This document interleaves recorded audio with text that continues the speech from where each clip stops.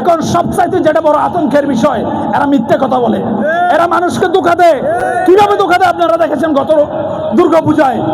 ওরা বলতেছে রোজা এবং পূজা একই মুদ্রা, রেপিড আর পেট। ইমান আছে, ওদের ইমান আছে। আবার বলতেছে মোহাম্মদ আর কৃষ্ণ নাকি একই। এই সব ধোঁকা দিচ্ছে।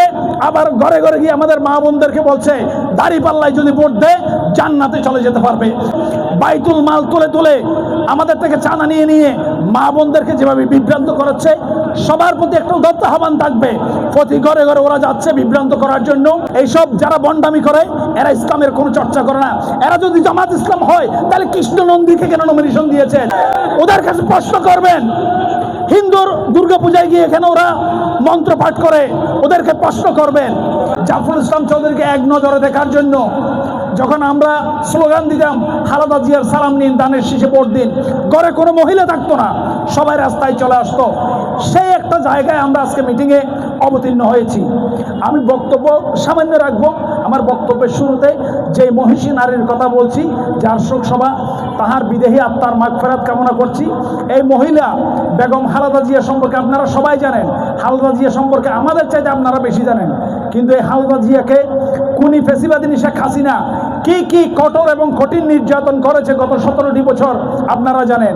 কিন্তু খালেদা জিয়া বলেছে যতই নির্যাতন করো না কেন, আমি আমার বাংলাদেশের কোনো মানুষকে ফেলে একদিনের জন্য বাংলাদেশের বাইরে যাব না, কারণ বাংলাদেশ ছাড়া পৃথিবীর অন্য কোথাও আমার ঠিকানা নাই।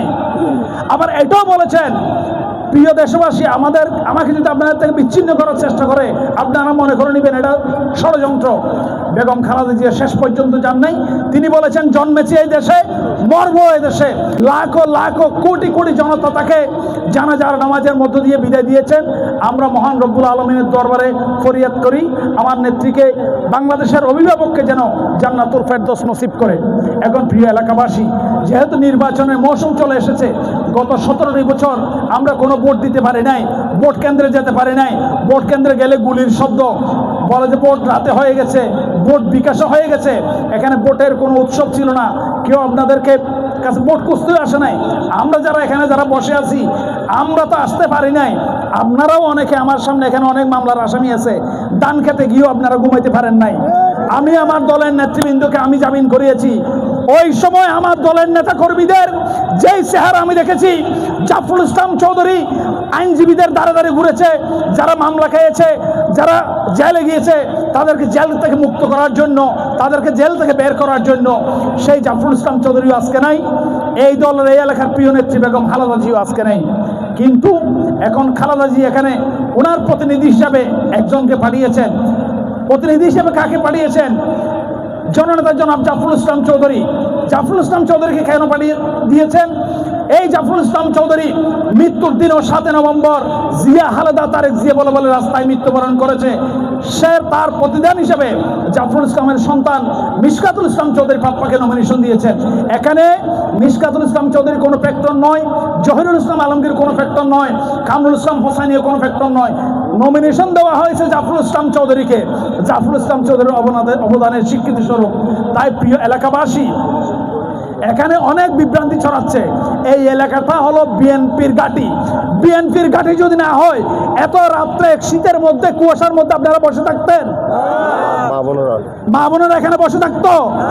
মানুষ অহেতুক বিভ্রান্তি ছড়াচ্ছে। এই একটা ওয়ার্ডের মিটিংয়ে যদি এই অবস্থান প্রমাণ করে এই এলাকা এখনো বিএনপির ঘাঁটি এবং দানের শীষের ঘাঁটি, ইনশাআল্লাহ। এটা আপনাদেরকে আগামী 12 তারিখ প্রমাণ করে দিতে হবে। আর একটা কথা আপনাদেরকে বলে আমি বক্তব্য শেষ করব। আমাদেরকে বিভ্রান্ত করছে একটি দল, আমাদেরকে ওদেরকে চিহ্নিত করতে হবে। এখন সবচাইতে যেটা বড় আতঙ্কের বিষয়, এরা মিথ্যে কথা বলে, এরা মানুষকে ধোঁকা দেয়। কিভাবে ধোঁকা দেয় আপনারা দেখেছেন গত দুর্গা পূজায়।